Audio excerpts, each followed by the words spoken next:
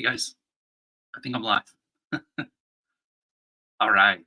So I'm going to talk to you today, and it's probably going to be a quick one, but I think it'll be hard hitting for some of you. Um, there's something in your life right now that you have been thinking about, maybe for the last couple of months, maybe for the last couple of years, possibly even the last couple of decades. It's something that you've always thought that you should do, but you haven't chosen to act on. Maybe because you think that it would be embarrassing or challenging. Maybe because you had no idea how it fit into everything else that you were trying to accomplish. But there's something that comes up for you over and over again, and you never do it. That is the thing that if you start now and you do it, will unlock everything else for you. I know this because it's happened to me. I'm in the middle of it and I'm experiencing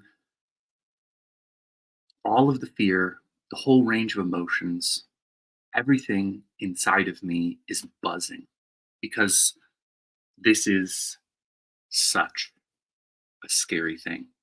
So, I want to tell you a little bit of a story, and I'm going to intentionally keep some of the details vague.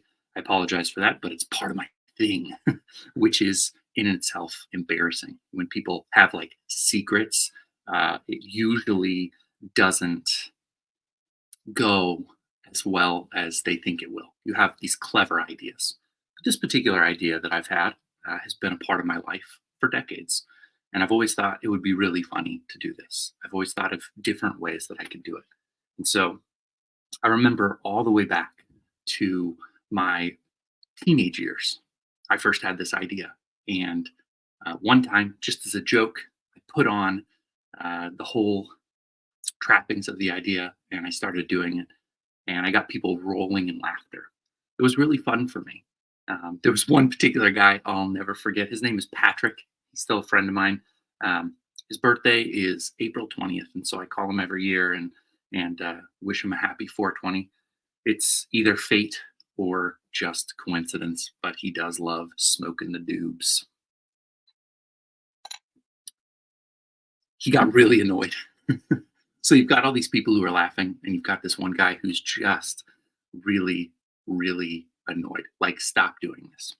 And I realized then that it had some power because a lot of these things that we do, the big ideas, they are polarizing. Polarizing ideas tend to capture the attention of larger groups. Some people are like, what an idiot. And they'll leave comments on social media in this day and age when social media is how we start so many of our ideas. Hey, you're an idiot. You're just trying to get views. Okay. Is that a big problem?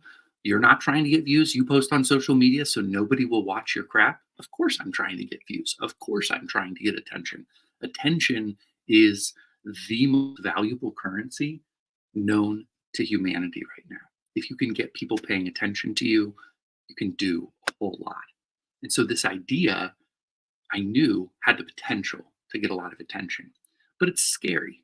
It's scary because it's one of those things that I still don't understand how it leads back to my core, my central passion.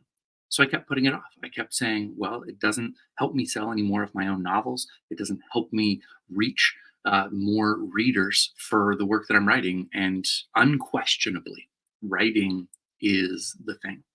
Unquestionably, my books are what I'm here on this earth to do. And so that's something that I want to relate to you is that you might not know how this idea that's been plaguing you and bugging you fits into your world, but you don't have to understand everything. You just have to step into the scary thing. So that's probably the first main feature of the idea is that it scares you. It scares you to step outside of your comfort zone, to put yourself out there and to do something really big, to do something uncertain. It comes to mind that I am naturally a person who likes to have adventures.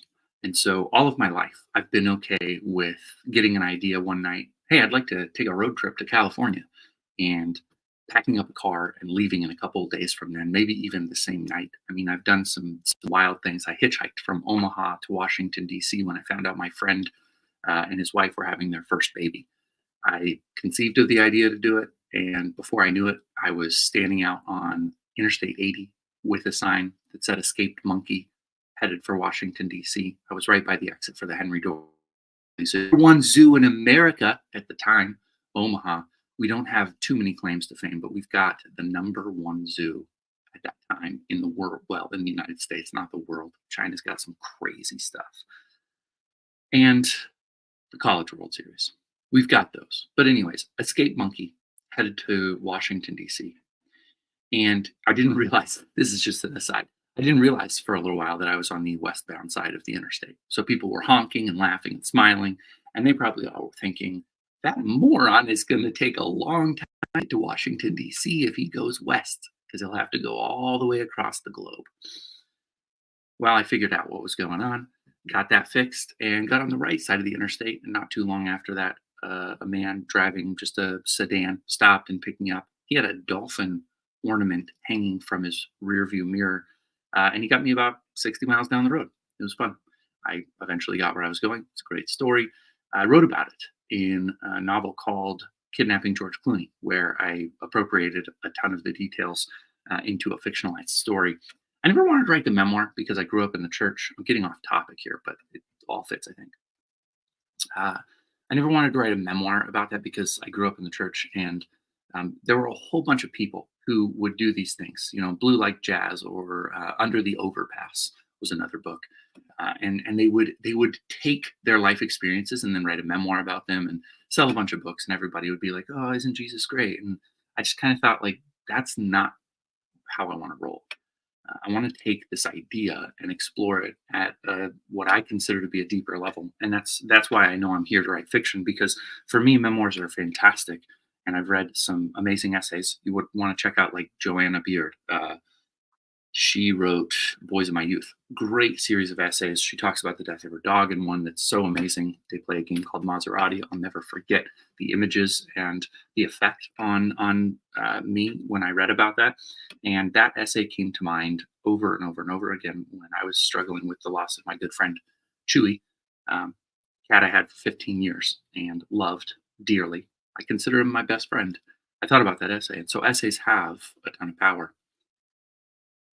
But I also thought about Train Dreams during that time, and that is a short novella by Dennis Johnson, fictionalized story of a man who loses his wife and daughter in a terrible forest fire, and lives out his life searching for purpose. I was profoundly moved by that book when I first read it, and I continued to come back to it over and over again. I can't tell you how meaningful it was to me through the hardship with Chewy, and even when I lost my grandfather about a year earlier. Stories are powerful. I'm here on this earth to write stories. I say all of this because I have really extremely clear clarity on what I'm here to do, but I also have this big idea that I've had for a while. It has nothing to do with writing stories, and it's potential to get a lot of attention coming my way. I don't even know how to direct the attention, to tell you the truth. I guess I can sort of nod to the fact that this thing, I don't even get credit for it. I'm able to do it, and nobody knows I exist. Nobody knows I'm me. Nobody knows this thing is something I've done. And anonymity is critical to it. So I have to keep it separate from me. And at some point, I am relying on God, the universe, whatever it is, to help me understand how to connect the two paths so that I can merge them and leverage both of them together. But the truth is, and this is poignant for you, you have this idea, and perhaps you're in the same situation I am, You don't know how to connect your ideas. And so you've always thought, I'm not going to waste my time doing something else. I've done this a million times before. It never works out. I've listened to all of the top business influencers. Maybe you haven't. Maybe that's just me. And they all say, you know what? The people who fail in life are the people who abandon ideas and start over with a new one.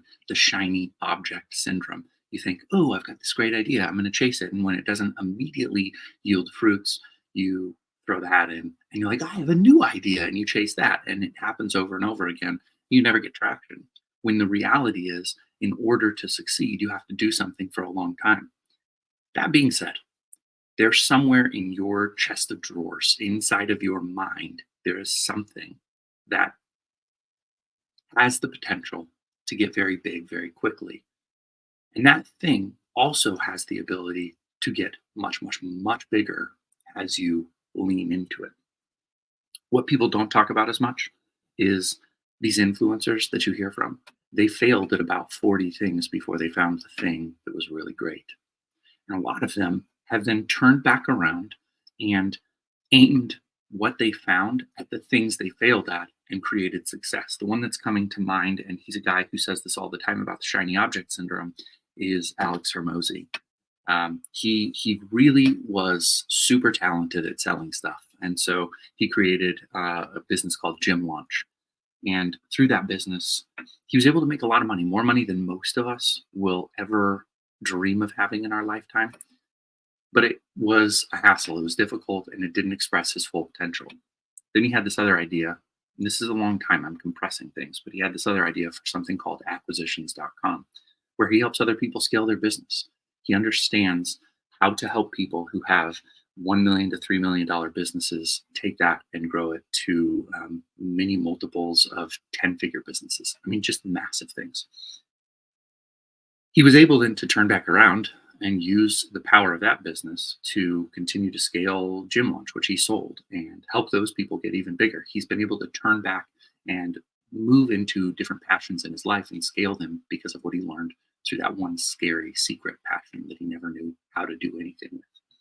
Gary Vaynerchuk, he cut his teeth on winelibrary.com and eventually went on to found a media company, and he started doing wine again recently. Billions of dollars. Anybody you think of who's done something huge, Mark Zuckerberg with Facebook, now Meta. I mean, there's no way he ever thought it would be that. There's no way he understood that Facebook could turn into the world's leading advertising platform. There's no way Steve Jobs could have understood that Apple would pave the way for Pixar.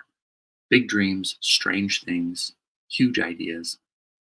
But all of these people share something in common, and this is where I'm at, and this is where you may find yourself if you pursue your aha, your scary thing.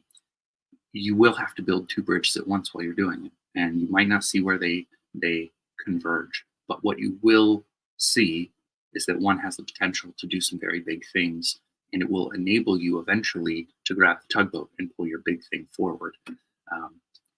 The other thing is you never quit on the main dream. So the main dream remains the main dream. But if you have something else that you realize has that potential, something you've been wrestling with, thinking about for a long time, that's the thing you need to go in on and do right now.